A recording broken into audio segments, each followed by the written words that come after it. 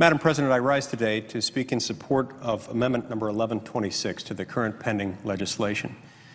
The purpose of this amendment is to make clear that the United States shall not detain for an indefinite period U.S. citizens in military custody.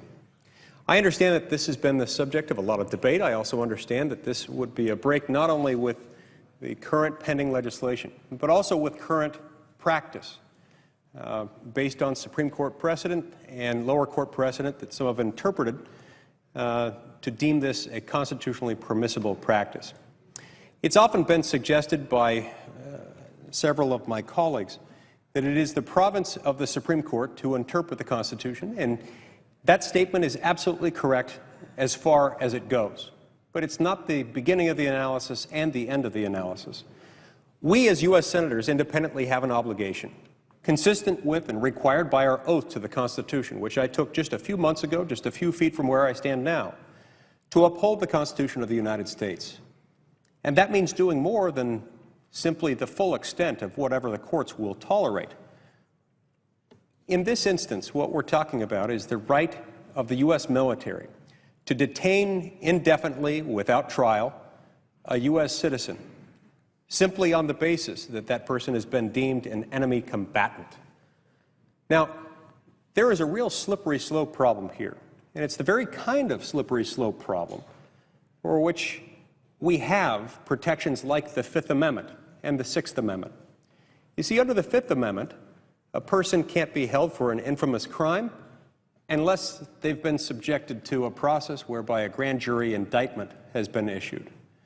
And a person can't be held and tried for a crime without having counsel made available to them and without the opportunity for a speedy trial in front of a jury of the peers of the accused. We can scarce afford as Americans to surrender these fundamental civil liberties for which wars have been fought, for which the founding era, the founding generation fought so nobly against our mother country to establish and thereafter to protect.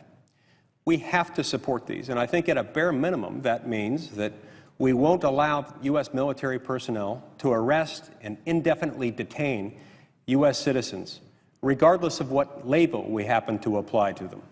These people, as U.S. citizens, are entitled to a grand jury indictment to the extent that they're being held for an infamous crime. They're also entitled to a jury trial in front of their peers and to counsel. We cannot, for the sake of convenience, surrender these important liberties. I'm not willing to do that.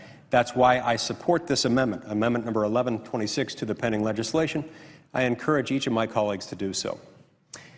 Now, I want to point out, Madam President, that yesterday I voted against what became known as the Udall Amendment.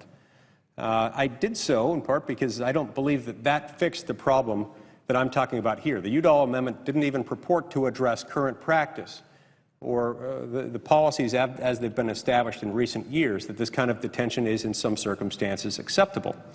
It called for a study and it eliminated certain provisions in the proposed legislation, but it didn't fix the underlying problem. This Feinstein Amendment, Amendment number 1126, does fix that. That's why I support it. I encourage each of my colleagues to do the same. When we take an oath to the U.S. Constitution, to uphold it, to support it, to protect it, to defend it, we're doing more than simply agreeing to do whatever the courts will tolerate. We're taking an oath to the principles embodied in this 224-year-old document that has fostered the greatest civilization the world has ever known. Thank you, Madam President.